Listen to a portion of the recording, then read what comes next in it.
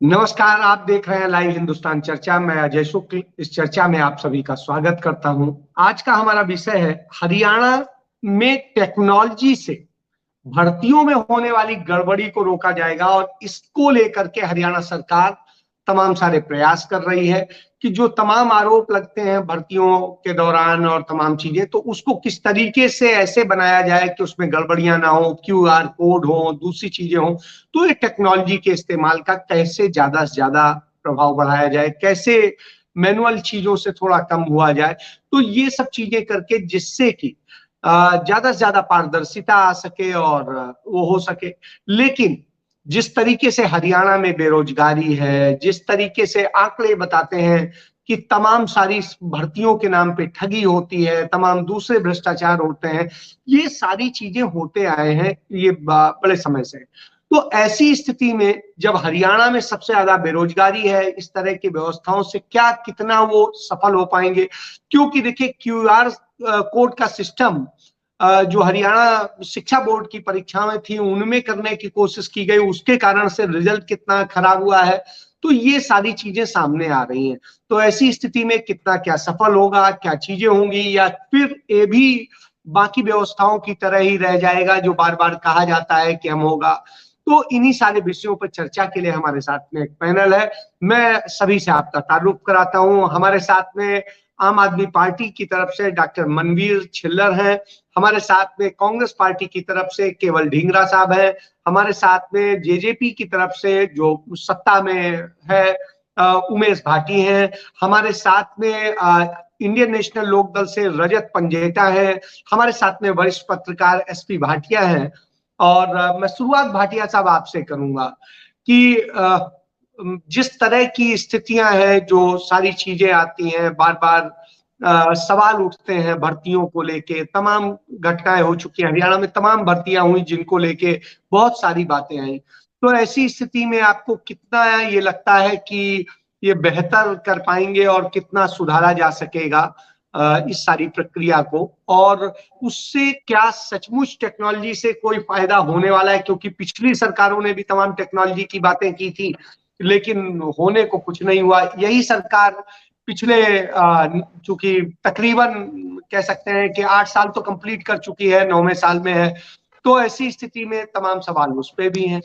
तो आप कैसा समझते हैं भाटिया साहब, क्योंकि आप बड़े लंबे अरसे से देख रहे हैं जी। अजय भाई, हम तो पिछले 9 साल से इस सरकार की कार्यशैली को देख रहे हैं और उसका विश्लेषण लगातार कर भी रहे हैं। प्रयास सरकार की तरफ से खूब किए जा रहे हैं बेहतरीन करने के लिए, हरियाणा को नंबर 1 बनाने के लिए। लेकिन सेंसस के ऊपर अगर जाए तो हरियाणा पिछड़ता जा रहा है। ये बहुत अच्छी बात है कि अगर धांधलियों को, घोटालों को, गड़बड़ियों को रोकने के लिए सॉफ्टवेयर का इस्तेमाल किया जाए, उसके माध्यम से ये सब चीजें रुक पाए, ये तो बड़ी अच्छी बात है समाज के लिए भी, हमारे हिंदुस्तान भारत के लिए भी।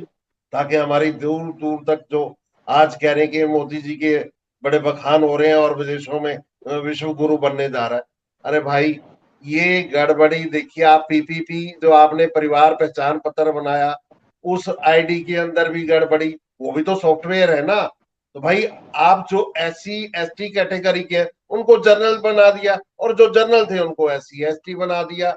अब वो लोग चक्कर काट रहे हैं। उसको भी छोड़िए, एक इन्होंने प्रॉपर्टी आईडी का सॉफ्टवेयर बनाया, पहले जो आईडी बनाई उसको रद्द कर दिया, फिर उसके बाद नई बना दी आईडी। लोग आज इतना परेशान हो गए हैं। ये परिवार पहचान पत्र या आईडी और ये कुछ नहीं, ये बल्कि परेशान पहचान पत्र और परेशान आईडी बन गई है। अगर ये आईडी सचमुच में बनाना चाहते हैं रोजगार को अच्छा करने के लिए, तो इनको सही तरीके से, सही फार्मूले से टेक्नोलॉजी का इस्तेमाल करना पड़ेगा। लेकिन इसका अजय भाई श्रेय मैं पूर्व प्रधानमंत्री, स्वर्गीय प्रधानमंत्री राजीव गांधी जी को देना चाहूंगा, जिन्होंने ये सब सपना देखा था और ये टेक्नोलॉजी उस समय आरंभ कर दी थी। लेकिन धरातल पर लाने में देखो समय लगता है। लेकिन आज इन्होंने तो ये जब प्रॉपर्टी आईडी और परिवार पहचान पत्र की ये सब पूरा काम पूरा भी नहीं हुआ और उनको करोड़ों रुपए की जो है वो राशि अदा कर दी। भाई इसकी कोई जांच नहीं हो, तो उसकी जांच नहीं होगी, इसकी जांच होनी चाहिए, इसके लिए भी तो पूछा जाना चाहिए। जो रही बात आप बेरोजगारी की, ये रोजगार देने की, इसको कह रहे हैं हम सॉफ्टवेयर से, क्या सॉफ्टवेयर इनके पास ऐसा इस्तेमाल करने के लिए वो टेक्नोलॉजी है, उस स्तर के इनके पास तकनीकी जो है वो बनाने वाले लोग हैं? जब वो एजेंसियां ही नहीं है तो यहाँ तो लोग ये सीधा आरोप लगाते हैं कि ये सिर्फ गड़बड़ घोटाले करने के भाटिया साहब लिए और इसमें कमीशन इसमें खाने के लिए। एक सर सवाल कमीशन मेरा खाने जोड़ के लें। लिए, सर मैं अपनी बात भाटिया कंप्लीट कर रहा हूँ। लोग साहब कहते हैं भाटिया साहब इसमें मेरा एक सवाल जोड़ लें। मुझे याद आता है एम्स का सर्वर हैक हुआ था और तकरीबन 1 महीने तक हैक रहा था और उसने जो डाटा मारना था वो कर लिया, सब कुछ कर लिया। आज तक हम नहीं पकड़ पाए कि किसने हैक करके सारा हमारे साथ खेल किया, हमारा डाटा ले लिया, सब कुछ कर लिया।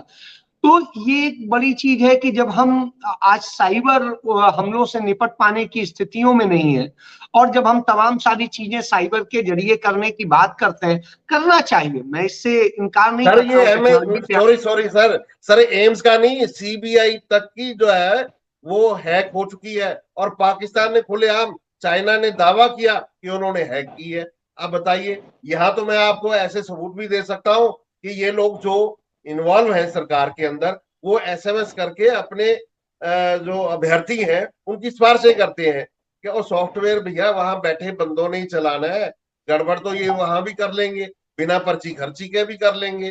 भाई उस चीज की ये कैसे करेंगे? उस चीज का तो पारदर्शिता तो दिखाएं, उसके ऊपर लोगों का विश्वास तो बनाए। पहले तो बात है लोगों के नहीं, विश्वास सबसे जीतने की। सबसे आप बड़ी जी बड़ी बात आपने कही है, दोबारा आता हूं आपके पास। कि विश्वास तो बनाए और तब कहीं सॉफ्टवेयर और सब कुछ उसकी बात होगी। केवल जी आप सरकार में रहे हैं, मैं आपके पास आता हूं। आपकी सरकार जी के दौरान तमाम सारी चीजें हुई, आपकी सरकार के दौरान भी कुछ भर्तियां हुई जिन पर ये आरोप लगा कि वो गलत हुई, कुछ हाईकोर्ट ने रद्द भी की, बहुत सारी चीजें।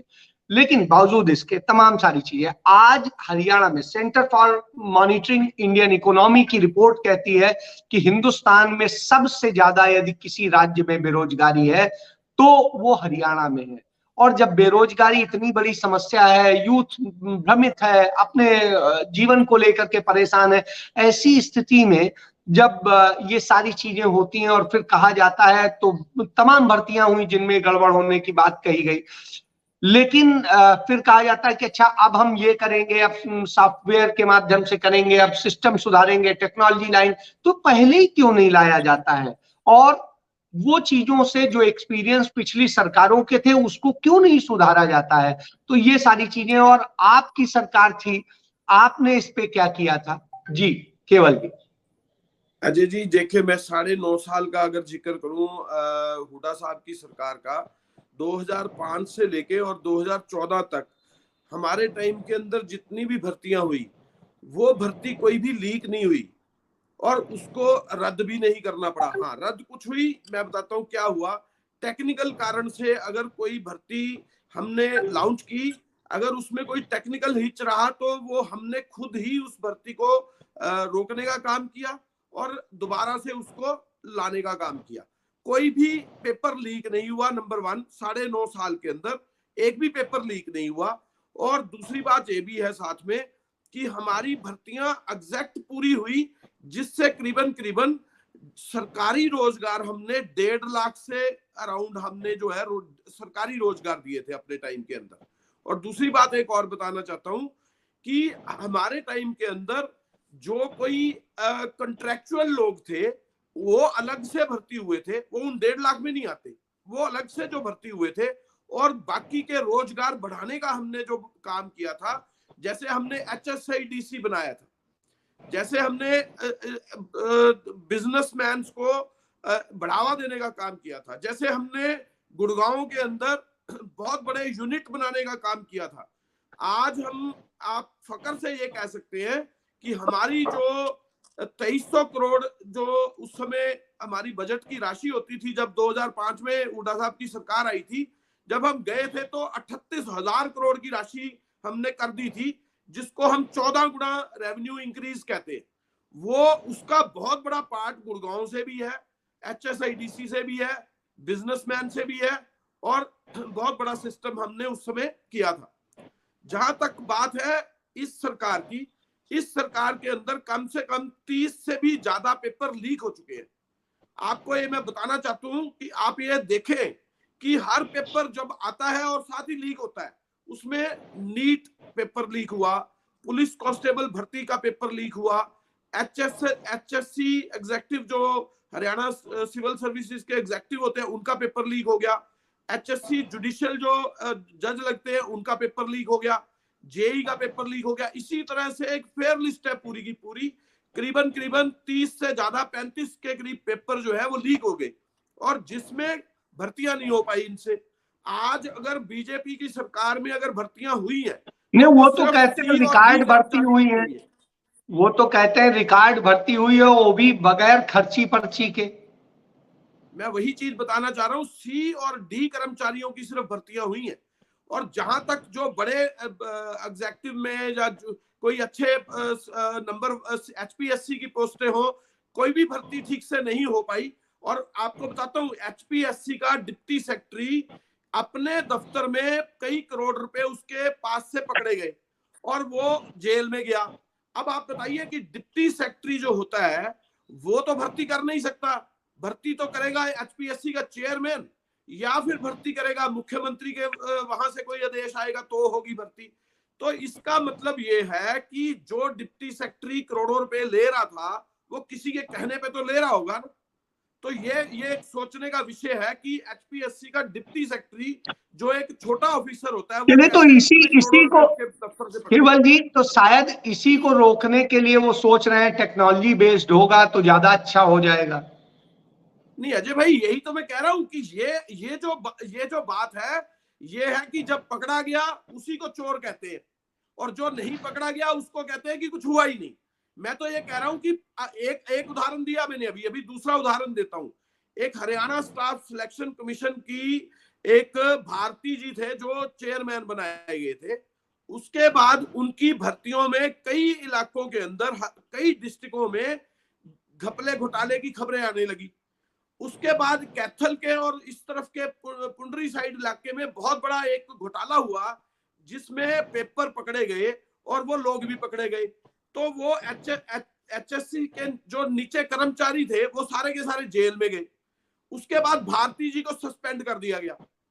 आप ये देखिए, एक जब कोई भर्ती केवल होती है जी, तो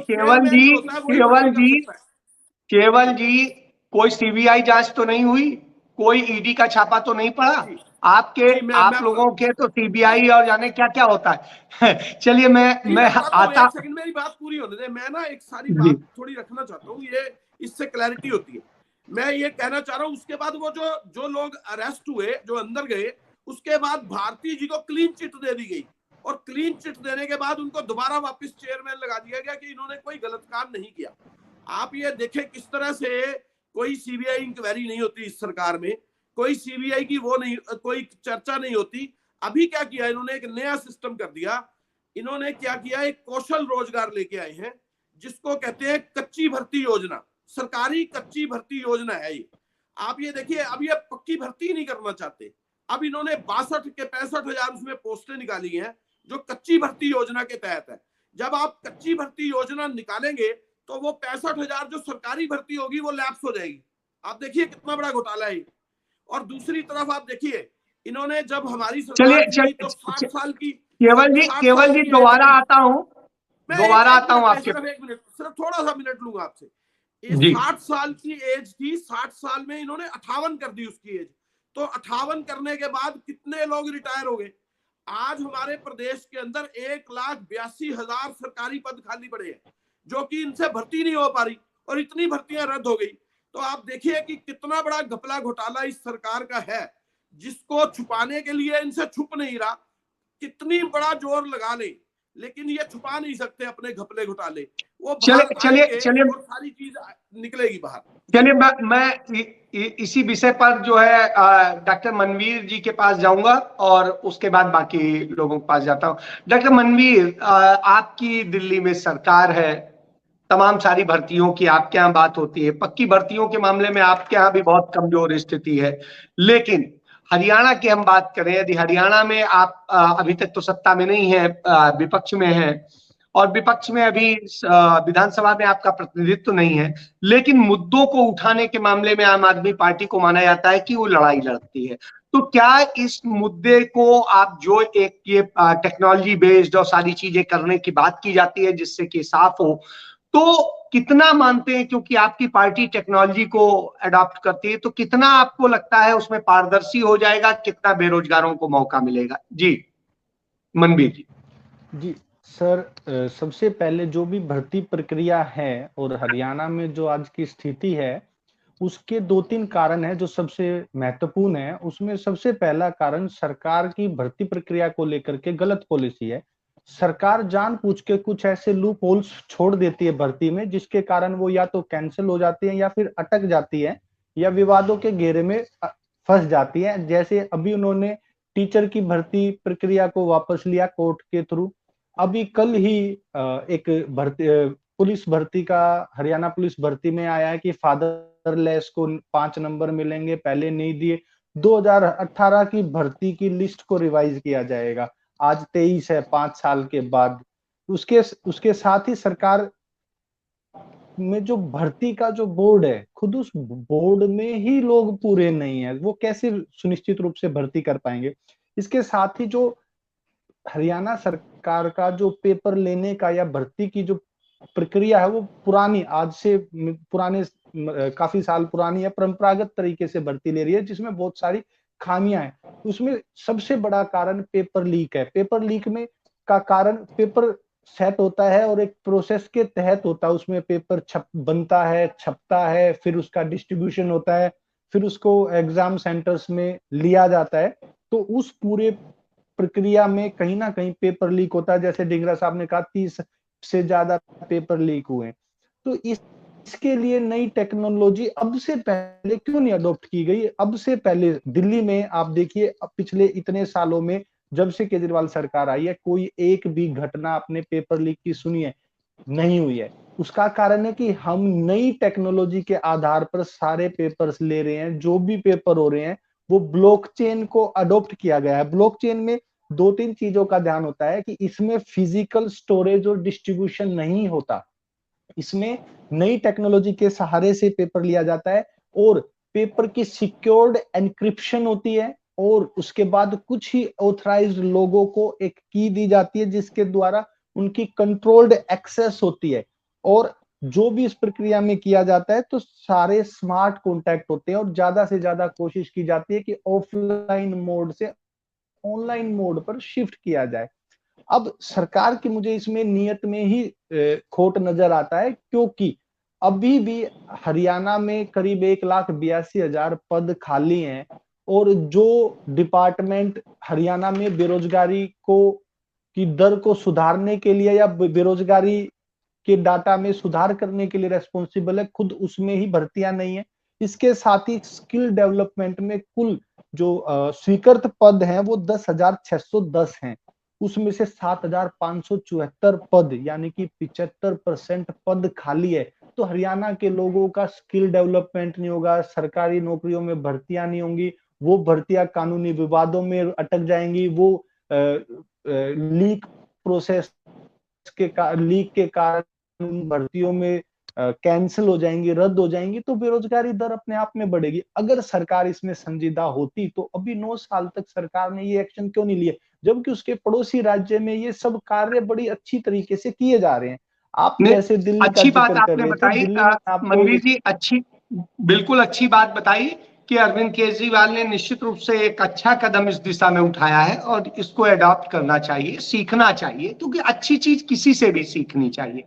चलिए, मैं इसके बाद दोबारा आता हूं आपके पास। मैं रजत पंजेटा जी के पास जाऊंगा। रजत जी, आपके हरियाणा की जमीनी पार्टी से जुड़े हुए हैं, और वो पार्टी जो है कहती है युवाओं को लेकर के, आज आपके नेता जो हैं पदयात्रा पे निकले हुए हैं। तो वो इन सारे मुद्दों पे बात कर रहे हैं, और वो कर रहे हैं कि किस तरीके से भर्तियों में गड़बड़ी हो रही है, सारी चीजें हो रही हैं, इन्हें सही होना चाहिए। सरकार कहती है हम सॉफ्टवेयर और सब कुछ लाएंगे और ऐसे करेंगे और टेक्नोलॉजी बेस्ड करेंगे जिससे गड़बड़ी ना हो। लेकिन जैसा बताया ढींगरा साहब ने कि 35 के करीब पेपर लीक हो चुके हैं और सारी चीजें, बेरोजगारी हिंदुस्तान में सबसे ज्यादा। जब ये सारी समस्या हो तो इनका समाधान कैसे जल्दी से जल्दी हो, अच्छे से अच्छे हो, जो खाली पद पड़े हैं उन्हें भर्ती किया जाए, या उन्हें सिर्फ चुनावी मुद्दा बनाया जाए, क्या है, आप इसे कैसे देखते हैं? जी देखिए अजय रजत जी, जी। मैं जो भी बात, हाँ जी, आपको आवाज आ रही है मेरी? जी आ रही। तो शुरुआत करते हैं। थोड़ी बहुत मैं आपको सारी की सारी जो भी बात करूंगा तथ्यों के आधार पे करूंगा। सरकार जो है, एचपीएससी की जहां तक मैं बात करूं, जनता की गाड़ी खून पसीने की कमाई का 25 करोड़ केवल सीक्रेसी में खर्च करती है।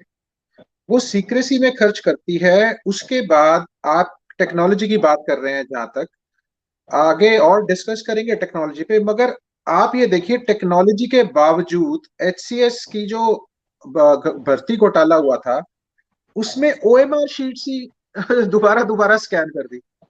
मतलब आप टेक्नोलॉजी को किस हद तक मिस यूज कर सकते हैं टेक्नोलॉजी का। बार बार ओएमआर शीट आपने उसमें स्कैन करी। हरियाणा के, इसको मैं थोड़ा और इलेबोरेट करके बताऊंगा। अभी अभी आपने जहां जिक्र कर रहे थे पुलिस जो भर्ती 2018 वाली, उसमें बिल्कुल जो क्राइटेरिया क्यों नहीं दिया गया, जब वो ग्रुप डी में दे रहे थे तो इसमें क्यों नहीं दिया गया sub inspector police constable male female में, जो जिसकी मदर है, जो विडो है, उसको क्यों नहीं 5 अंक दिए गए। सरकार की गलती हुई, इसीलिए जो रिजल्ट जो है वो रिजल्ट रद्द हुआ। अब वो रिजल्ट दोबारा से इनको बनाना पड़ेगा। लेकिन आप ये देखिए, जो 5 साल तक जिन्होंने नौकरी करी वो नौकरी से अब निकाले जाएंगे। लेकिन हाँ, जो हकदार हैं उनको उनको अब डाला जाएगा। लेकिन इसमें सफर किसने किया? बच्चों ने सफर किया। एक एमएलए गोलन है, उनके लड़के ने 50 लाख रुपए केवल सब इंस्पेक्टर, एमएलए की बात कर रहा हूँ, जिसके वीडियो हैं, ये सब जानते हैं यहाँ जो बैठे हैं, 50 लाख रुपए सब इंस्पेक्टर लगवाने के नाम के उन्होंने दिए। चलिए, अभी जो पोर्टल खुला है वो भी 3 दिनों के लिए फिर पोर्टल पोर्टल टेक्नोलॉजी उलझा देते हैं पोर्टल के अंदर। ठीक है, रजत जी, वो टेक्नोलॉजी बेस्ड है। कहते हैं बगैर खर्ची पर्ची के भर्तियां हो रही हैं हरियाणा में। हाँ, बिना खर्ची पर्ची के हो रही है। अटैची का सिस्टम आ गया है। खर्ची पर्ची नहीं चलती है, अटैची चलती है सिर्फ। क्योंकि अटैची के, मैं बता देता हूँ आपको मैं क्यों कह रहा हूँ। देखिए, जो भर्तियां रद्द हुई, चलो पहले वहीं से शुरुआत कर लेते हैं। पुलिस कांस्टेबल जो लीक भी हुए पेपर और साथ में जिनने सफर किया, वो उसमें पुलिस कांस्टेबल की है, हरियाणा जुडिशियल एचसीएस की है, हरियाणा प्रॉपर एचसीएस की है, एक्साइज इंस्पेक्टर है, नायब तहसीलदार है, TGT PGT, TGT English, PGT Sanskrit, junior lecturer, assistant junior lecturer है। ये ग्रुप डी के जो पद हैं उसमें 1518 पद वो हैं, पीटीआई के हैं, ड्राइंग टीचर के हैं, एचटैट के हैं, हरियाणा सिविल सर्जन के हैं, नीट का पेपर है, असिस्टेंट प्रोफेसर है, उसके बाद एग्रीकल्चर इंस्पेक्टर है, प्राइमरी टीचर है जो केंद्रीय विद्यालय के होते हैं, all India pre medical test का जो पेपर वो हुआ, क्लर्क का हुआ, बी फार्मेसी का, ग्राम सचिव का, महिला, चलो इसमें लिस्ट में मैं और इतना ज्यादा लंबा समय नहीं लेना चाहूंगा, लिस्ट पूरी लंबी है। लिस्ट के बाद आते हैं जो मुख्य मुद्दे हैं जिनके ऊपर मैं बात करना चाह रहा था। 18 ओएमआर शीट जब्त हुई थी। ये प्रदुमन सिंह नाम था इनका, deputy secretary HPSC. OMR sheets को बार बार स्कैन किया, वो मैंने आपको बता दिया। 18 ओएमआर शीट्स में से जो इनके पास उनके रोल नंबर थे, जो थे अनिल नागर के पास, 18 में से 5 एचसीएस सिलेक्ट हुए और 13 डेंटल सर्जन सिलेक्ट हुए। ये बात अश्विनी शर्मा ने कबूली है। अब अश्विनी शर्मा के भी सारा का सबका मैं रोल आपको धीरे धीरे सब कुछ अब स्पष्ट कर दूंगा। उसके बाद जुडिशरी का जो पेपर है, एचसीएस जुडिशियल का, जो कानून बनाते हैं उन्हीं को बेचा जा रहा है। उसके बाद आप देखिए, ग्रुप डी से क्लास 1 तक है हरियाणा में, कोई भर्ती छुट्टी नहीं है। एचसीएस अनिल नागर उनका सहयोगी है, ये जो अश्विनी और नवीन है जिनकी नाम आगे आए थे। इनका काम था मनमाना सेंटर, जो आपको पसंद सेंटर मिल जाएगा, आपको पैसे के बल पे सारा कुछ, आसपास रोल नंबर सेट हो जाएगा, नंबर बढ़ाने की गारंटी, प्रीलिम्स के अलग पैसे। पुलिस कांस्टेबल की तो 1 करोड़ में तो आंसर की भी की थी, ये भी अखबारों की खबरें हैं सारी। एचएसएससी में स्टाफ नर्स, वीएलडीए, एमपी, एचडब्ल्यू, ये भी सारी पैसे से सिलेक्शन हुई। सब इंस्पेक्टर की भर्ती में भी ऐसे ही ओएमआर शीट्स में गड़बड़ी पाई गई थी। तो आप देखिए, जहां इतने बड़े स्तर के ऊपर धांधली हो रही हो, वो भी टेक्नोलॉजी के बाद, और जहां पे एक एमएलए आ जाए, उनका लड़का सामने आ जाए, वो 50 लाख रुपए कबूल कर रहा है कि वो मैंने 50 लाख रुपए जो है उसके देने हैं वही सिलेक्शन के लिए, सब इंस्पेक्टर के लिए। तो अजय जी, आप टेक्नोलॉजी को कैसे देखते हैं? क्या टेक्नोलॉजी में लूप होल्स नहीं है? मुद्दा है बेरोजगारी, मुद्दे बेरोजगारी पे बात नहीं करेंगे। अब जनसंख्या बढ़ रही है तो ये कहते हैं कि बेरोजगार नहीं बढ़ रहे, हरियाणा में बेरोजगारी नहीं बढ़ रही। जहां तक मेरा मानना है, हर साल बच्चे पास आउट होते हैं तो हर साल नंबर बढ़ेगा।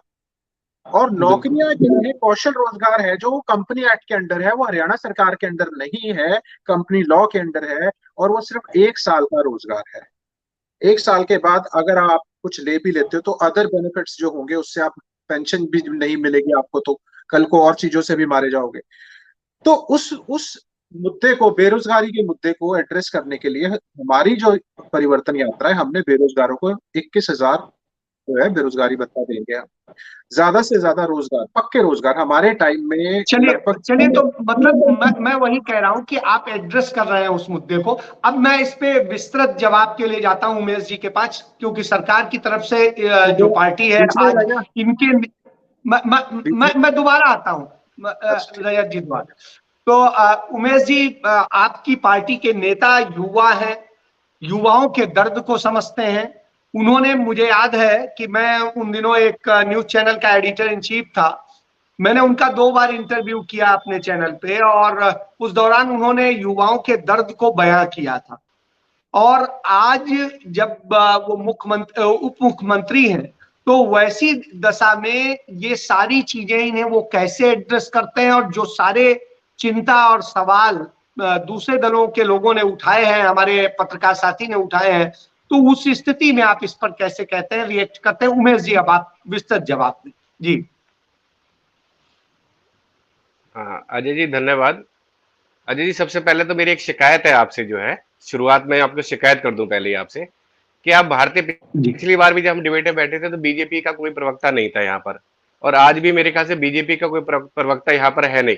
जितने भी सवाल है वो ज्यादा से ज्यादा भाजपा के ऊपर है, बीजेपी के ऊपर है। मैं उमेश जी बता दूं, एक दिन वो पिछली बार आए थे, डिबेट में भी वो नहीं थे। भेजा नहीं जी।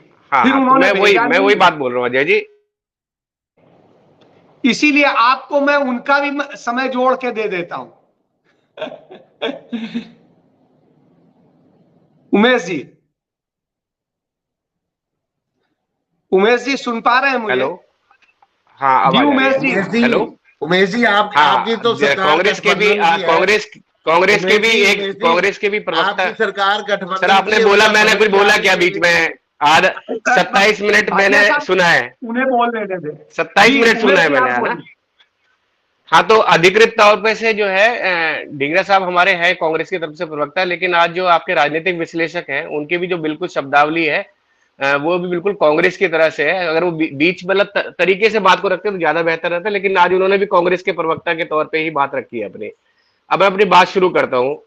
हमारा देखिए, जननायक जनता पार्टी का भारतीय अपने हरियाणा के अंदर मात्र 10% का हिस्सा है, हमारे 10 एमएलए हैं, और उसके बावजूद भी उप मुख्यमंत्री दुष्यंत चौटाला जी का पूरा प्रयास हमेशा से रहा है, क्योंकि युवा का सबसे ज्यादा प्यार दुष्यंत जी के साथ है। तो 75% जो बात की थी कि 75% जो है हरियाणा के युवाओं को नौकरी मिलेगी यहाँ पर, तो उसका भी हमने अपना पूरा किया वचन जो है। बात शुरू हुई टेक्नोलॉजी से। देखिए, बात कर रहा था कि उन्होंने कि भाई हैकर्स इतने जबरदस्त तरीके से हैकिंग करने में लगे हुए हैं। मैं आपको बता दूं, ये अभी तो अपने यहाँ पे भारत में तो इतने बड़े हैक,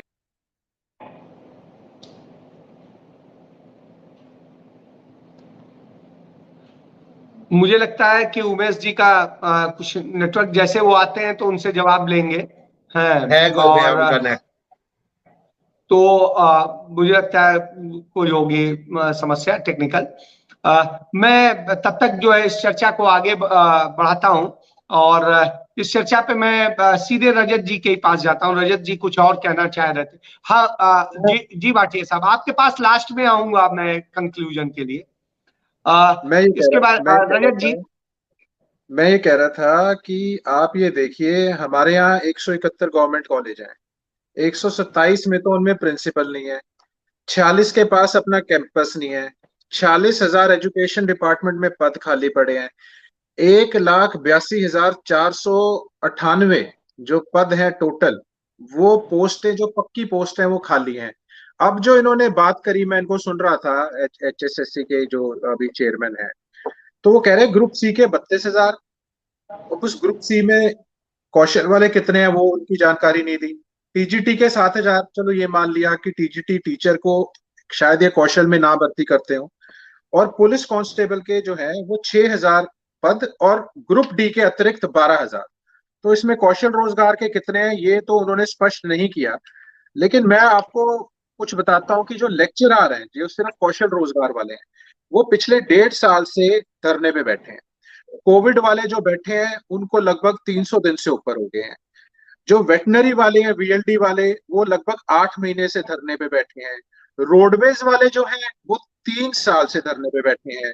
और EMT जो इमरजेंसी मेडिकल ट्रीटमेंट वाले हैं वो, उसके बाद असिस्टेंट नर्सिंग मैनेजमेंट वाले वो, ये सारे के सारे जो हैं ये काफी लंबे समय से धरने पे बैठे हैं क्योंकि इनको निकाल दिया गया जॉब के बाद। तो अगर ऐसा ही भविष्य अधर में लटकाना है और ये फिर बच्चों को आपको ऐसे ही उनका भविष्य से खिलवाड़ करना है, तो मुझे लगता है कौशल रोजगार जैसी योजना नहीं है ये एक मतलब योजनाबद्ध तरीके से इनके हकों पर और इनके भविष्य के ऊपर कुठाराघात है। नौकरी देनी है, हमारे समय में 4 लाख पक्के कर्मचारी थे। सेंटर में जो है वो न्यू NPS लागू हो गया था। ये लेके आए नोटिफिकेशन 2003 में, 2004 में इसके ऊपर कानून बन गया था और ये लागू हो गया था, लेकिन हमने इसे हरियाणा में लागू नहीं किया। और हमें पता था कि जो एक कोई भी है, आप मैं सभी को अपने बुढ़ापे की जो एक सिक्योरिटी चाहिए होती है, वो भी अगर आप किसी फील्ड में सर्व करें काफी लंबे समय तक, अपना सारा टाइम दें, समय दें, आपने अपनी लाइफ बेसिकली उन्हीं को दे दी, आपने सब परिवार को इग्नोर किया, सब चीजों को इग्नोर किया, आपने उनके जो भी सरकार तो बेसिकली ऊपर से हुक्म आते हैं, उनको इम्प्लीमेंटेशन जो काम है वो एग्जीक्यूटिव का है। लेजिस्लेचर तो कानून बनाएगा, अपने पॉलिसीज बनाएगा। तो देखिए इतना टाइम लगाने के बाद भी अगर आपको कोई सिक्योरिटी नहीं है, आपका पैसा आज सब्जेक्ट टू मार्केट रिस्क चलिए है। चलिए वो विषय उस विषय पर रजत जी बाद चलो में उस विषय करेंगे, पर नहीं अभी जाते, इसी विषय लेकिन रोजगार की जो भर्तियों की बात है, जो रोजगार की बात है, उसमें मैं कहता हूँ ये कंप्लीट अटर फेलियर है। पहली बात चलिए टेक्नोलॉजी की, ये सबसे टेक्नोलॉजी बड़ी मैं बात है कंक्लूड कि ये कर रहा हूँ, फेलियर है, अजय जी मानना है कंक्लूड रजत जी का। कंक्लूड 10 सेकंड में कंक्लूड। टेक्नोलॉजी के जी ऊपर आ जाते हैं। टेक्नोलॉजी किस काम की है? अगर आपकी टेक्नोलॉजी के बाद भी 3.5 करोड़ रुपया मिलता है, आंसर की बिक रही है, OMR शीट टेक्नोलॉजी से स्कैन हो रही है, तो आप पोर्टल के भरोसे इतने दिन पोर्टल खोलेंगे। खेती में लोग दुखी हैं, परिवार पहचान पत्र में हमारे पत्रकार साथी ने बताया, ये कोई झूठ थोड़ी ना बोल रहे हैं यहाँ बैठ के। माना इनके मुंह से एक बार राजीव गांधी का नाम निकल गया, चलो कोई नहीं, उन्होंने वो पॉलिसी का व्याख्यान किया। तो मैं इनको कोई ऐसा नहीं है कि भक्ति जी की तरह इनको कोई दोष देना शुरू कर दूं। अब सबको पत्रकार जो है बड़ा डीप विश्लेषण करते हैं, बल्कि हमसे तो ऊपर होते हैं ये फाइंडिंग में, फैक्ट फाइंडिंग में। तो टेक्नोलॉजी चलिए रजत जी इतना लंबा नहीं ले पाएंगे क्योंकि वक्त का भी है। मैं जल्दी से मनवीर जी के पास जाता हूं, नहीं तो मनवीर जी कहेंगे मेरे को नहीं बोलने दे रहे। मनवीर जी, पूरा विषय आपने समझ लिया है और बहुत सारा रजत जी ने बताया है, बहुत विस्तृत बताया है। निश्चित रूप से वो समस्या है और उस पर आपका अपना क्या मत है और किस ढंग से कहते हैं। अपने को अनम्यूट कर लें।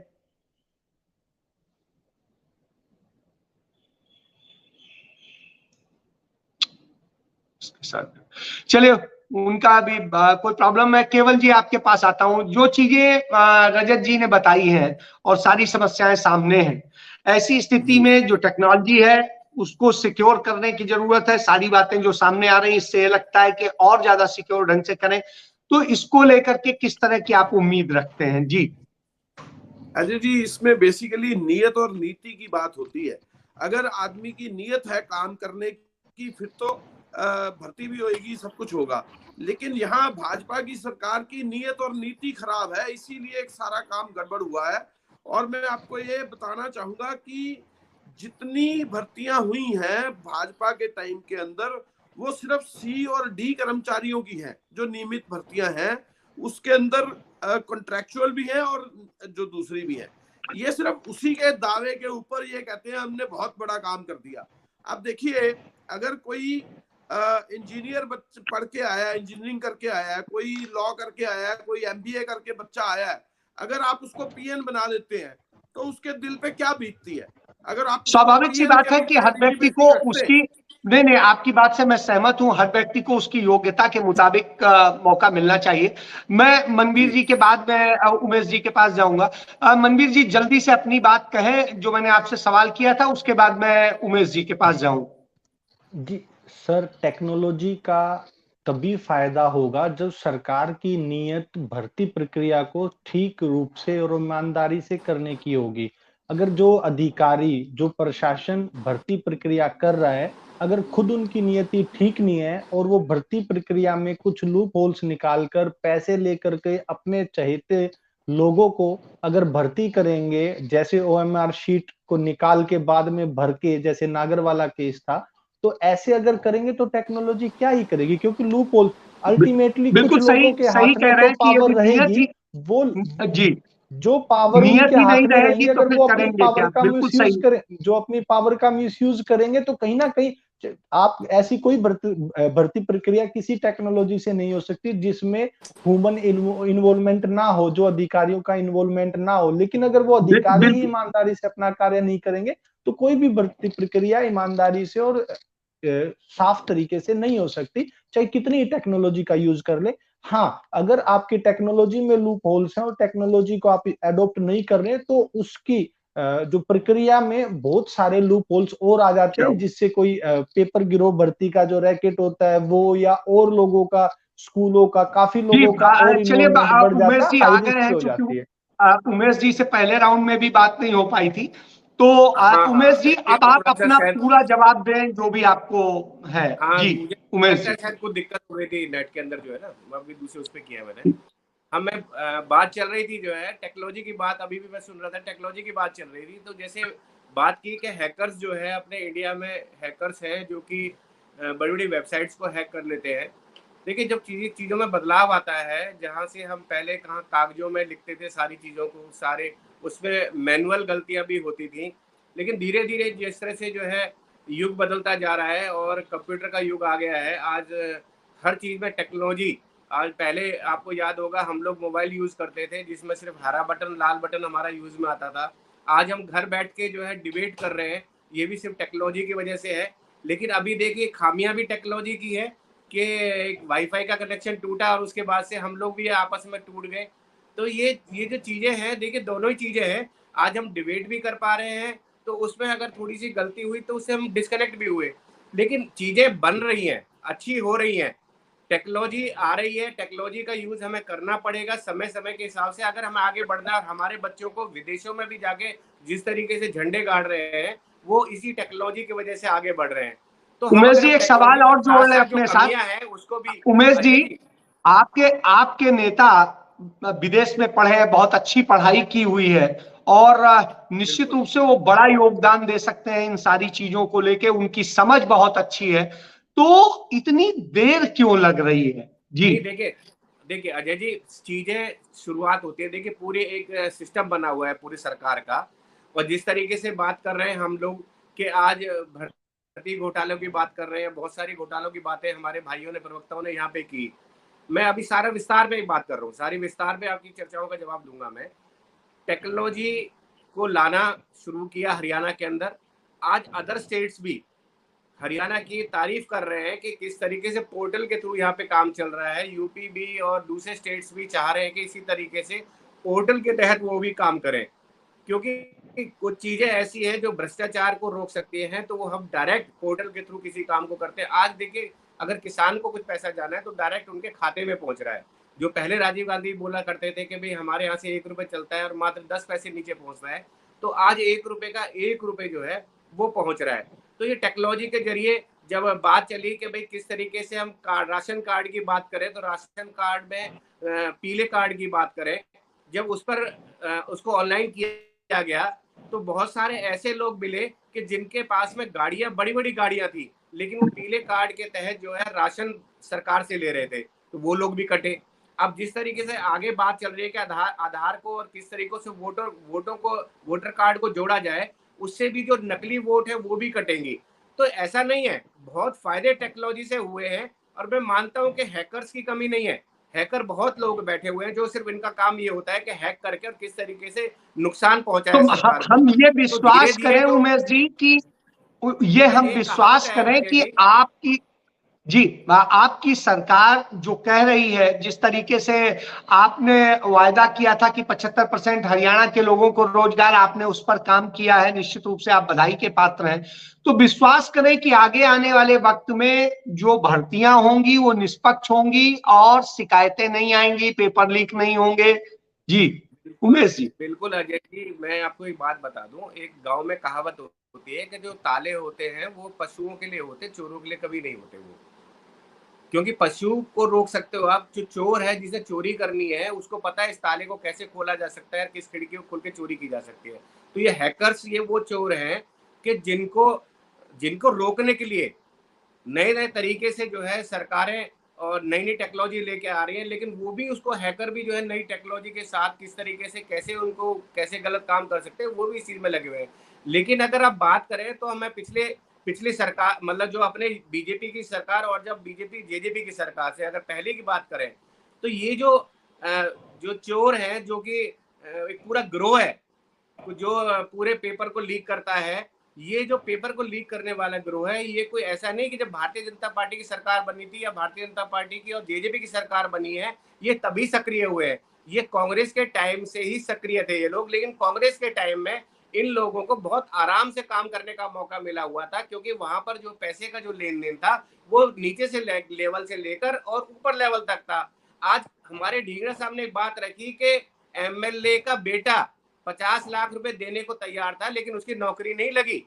50 लाख रुपए देने के लिए तैयार था वो बंदा, लेकिन उसकी नौकरी नहीं लगी। तो आप इस चीज को पॉजिटिव वे में लेके एमएलए के लड़के का भी 50 लाख रुपए में नौकरी नहीं लग रही है, तो इसका मतलब कहीं ना कहीं रुकावट इन भ्रष्टाचारियों के में हुआ है। और आपने देखा होगा कैसे एक आम आदमी का बच्चा सरकारी नौकरी पे पहुंचा है बिना खर्चे के। तो एमएलए के लड़के को 50 लाख में भी नौकरी नहीं, और एक आम आदमी को जो है सिर्फ पेपर देने के बाद में उसकी नौकरी लग रही है, वो तहसीलदार बन रहा है और बड़े लेवल पे जा रहा है। तो इसको पॉजिटिव वे में ले। ये तो उल्टा ये कह रहे हैं कि एमएलए का लड़का 50 लाख लेके घूम रहा था। अरे वो घूम रहा था लेकिन उसकी नौकरी तो नहीं लगी। तो बात अपने आप में बड़ी बात कही है उमेश जी ने। उमेश जी लेकिन चीजें देखिए, बिल्कुल आपने देखिए एक चीज बस खरी अजय जी, देखिए सरकारें बदली है, प्रशासन नहीं बदला है, ये तो आप मानते हो इस बात को। और प्रशासन के अंदर जो भ्रष्टाचार कांग्रेस के समय में जो व्याप्त हो चुका था एक एक आदमी तक, देखिए अगर हम देखें हरियाणा में अगर बात करें तो कहां से शुरुआत हुई भ्रष्टाचार की सब जानते हैं। 9 साल के अंदर कांग्रेस ने पूरी जड़ें हिला के रख दी। अब जिस लकड़ी के एक बॉक्स के अंदर जो घुन लगा तो उमेश जी सरकार आपकी है, जेल भेज दीजिए इन्हें। हम लोग जो है इंजेक्शन लगा रहे हैं उसके अंदर कि किस तरीके से इस घुन को रोका जाए। हम इंजेक्शन लगा रहे हैं इस भ्रष्टाचार वाले घुन को रोकने के लिए। घुन किसने लगाया? कांग्रेस सरकार ने लगाया। अब आप ये कहते हैं कि जी आप देखिए बहुत अच्छी लग रही है बाहर से टेबल, लेकिन अंदर घुन लगा हुआ है। अरे घुन लगाने वाले तो आप लोग हैं, हम लोग तो नहीं है। हम तो आज उसमें इंजेक्शन लगाने में लग रहे हैं किस तरीके से चलिए आंकड़ों की बात नहीं करूंगा। अब आंकड़ों की अगर बात करते हैं अजय जी, तो आप देखिए हरियाणा के बराबर राजस्थान खड़ा हुआ है, बराबर है बिल्कुल। आप नेट पे उठा के देख लीजिए, जितना हरियाणा के अंदर बेरोजगारी है उतनी राजस्थान के अंदर बेरोजगारी है। और राजस्थान में सरकार किसकी है? कांग्रेस की सरकार है। ये यहाँ पर तो हमारे को बोल रहे हैं कि ये हरियाणा के अंदर जो है बेरोजगारी है, लेकिन अपनी सरकार जहाँ राजस्थान में वहां क्यों नहीं बोल रहे ढींगरा जी? बराबर का है। अगर अभी आप नेट चेक करेंगे तो आपको पता चल जाएगा कि राजस्थान के अंदर बराबर हरियाणा के अंदर बेरोजगारी है। इन्हें लोग हमारे भाई हैं, उन्होंने चर्चा में बात चलिए अब आप उमेश जी 15 साल हो गए, काफी टाइम बीत चुका है। समय इजाजत बहुत ज्यादा अब नहीं देता है, तो मेरे ख्याल से वो गलत होगा। लेकिन सबसे ज्यादा अगर भ्रष्टाचार आपकी बात से मैं सहमत हूँ, आपकी बात से सहमत हूँ, चूंकि समय की इजाजत नहीं देता, टेक्निकल कारणों से कई बार आपसे कनेक्शन कटा। जो जल्दी से भाटिया साहब एक लाइन में अपनी बात कहे फिर मैं समाप्त करूं। केवल जी भाटिया साहब 1 मिनट कह दें फिर उसकी। अच्छा, वो असल में बहुत टाइम हो गया मेरे पास, अब टाइम की सीमा खत्म हो गई है। इल्जाम लगा दिए। मैं ये कहना चाहता हूँ 4% बेरोजगारी। अरे ठीक है, इल्जाम लगा दिए, आंकड़े तो आंकड़े तो सामने हैं, छोड़िए आंकड़े सामने है, फिर बात करेंगे। मैंने तो सिर्फ आपको आईना दिया है, दिखाया कि हमने भ्रष्टाचार पे अंकुश लगाया। मुझे ये समझ नहीं आ रहा, भ्रष्टाचार पे अंकुश मैंने तो लगाए आपको या आईना दिखाया, भ्रष्टाचार में राजस्थान लिप्त हो देख गए? लीजिए ना आपको ये क्या समझना अरे चाहिए चलिए जनता चलिए को। केवल जी, अजय केवल जी, जी उमेश प्लीज, जी ने एक बात गलत कही केवल है। जी, ये केवल जी नौकरी नहीं लगा रहे, ये तो प्लीज, पैसे ले रहे हैं, अटैचियां चल रही है। प्लीज केवल जी प्लीज नेट प्लीज ऑन करिए, राजस्थान का आंकड़ा देख लीजिए, प्लीज सिर्फ राजस्थान का आंकड़ा। एसपी भाटिया साहब जल्दी से अपनी बात कहें, मैं समाप्त करूं। सर अजय भाई, मैं सरकार से एक अपील करना चाहूंगा, उनको अपना सुझाव देना चाहूंगा कि वो अच्छी तकनीक लेके आए, ना कि ये प्राइवेट एजेंसियों और कंपनियों को ठेके दिए जाएं और ये लूटपाट मचे। बिना पर्ची खर्ची के ही चलाएं तो बहुत अच्छा होगा। उसका पूरा राज्य के एक एक व्यक्ति, एक एक बच्चा जो है उनका स्वागत करेगा। जो प्रश्न पत्र जो सेटिंग किए जाते हैं उनमें जो गलतियां होती हैं वो भविष्य में ना हो, उनका बहुत मजाक उड़ाया जाता है।